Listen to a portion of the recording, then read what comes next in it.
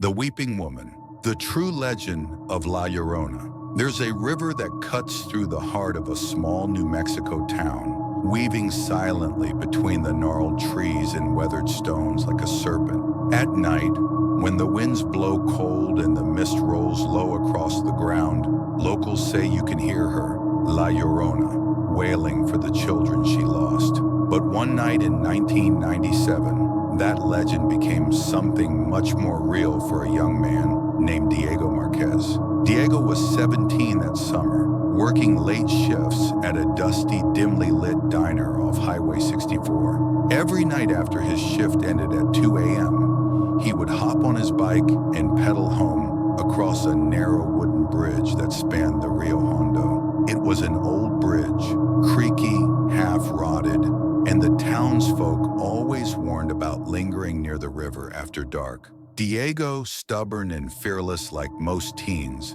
never paid them much mind. That changed on a night when the air felt wrong. It started with the sound, a low, broken sobbing that drifted up from the riverbanks. At first, Diego thought it was an animal, maybe a coyote caught in a trap. He slowed down, straining to hear. The sobbing grew louder, and then he heard words carried on the wind. Mis hijos, ¿dónde están mis hijos? My children. Where are my children? Goosebumps prickled up Diego's arms. He told himself to keep riding. Just get home, don't look back. But curiosity gripped him like a hook. He coasted to a stop at the middle of the bridge and leaned over the rail, peering into the fog. There by the edge of the river stood a woman. Her dress was tattered, clinging to her body like wet paper. Long black hair covered her face, but he could see that she was weeping, her thin shoulders trembling with each sob. Something about her seemed off, like she didn't belong to this world. Her skin was deathly pale, almost gray, and her hands hung limply at her sides. Diego called out, "Señora, are you okay?" The woman snapped her head up, and even though the distance between them was considerable, Diego felt her eyes lock onto his. Her face, twisted in sorrow and rage, was not that of a normal woman. Her mouth was too wide, her eyes empty pits of black. Before he could react, she let out an ear-piercing scream that rattled the very planks beneath Diego's feet. The world seemed to blur around him.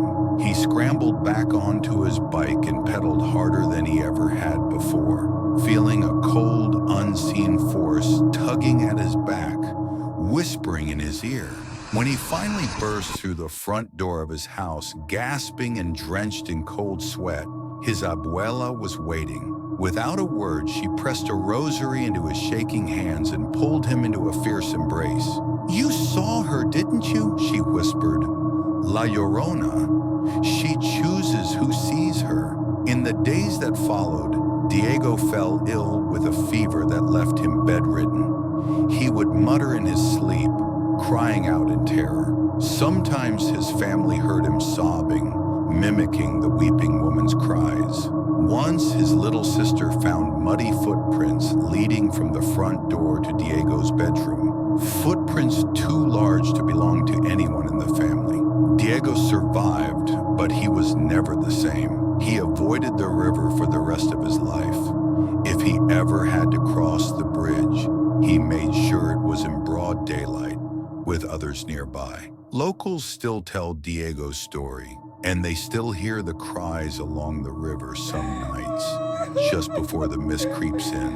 They say La Llorona is always searching, forever trapped between worlds, desperate to find her lost children or to take new ones in their place. And if you ever hear a woman crying near a river at night,